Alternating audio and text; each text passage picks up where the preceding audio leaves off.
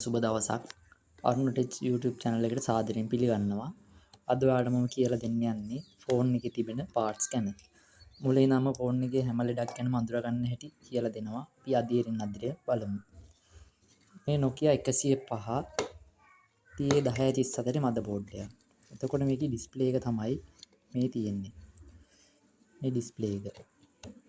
ඊට පස්සේ මේ SIM slot එක, මේ charging port එක, මේ hand free port එක, මේ battery pin,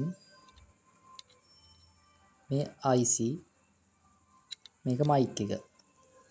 දැන් අපි බලමු මේකේ resistor එකක් කියන්නේ මොකක්ද කියලා. ඔයාලට පේනවා ඇති.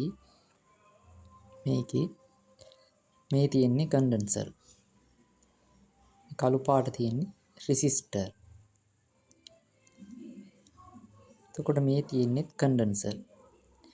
එතකොට මේ ඔයාලට තව පේනවා ඇති මේ තියෙන්නේ coil එක. resistor coil එක. එතකොට මේක මෙතනින් පේනවා ඇති ඔයාලට මේ තියෙන්නේ signal antenna port එක. තමයි signal ඒවා වෙන්නේ.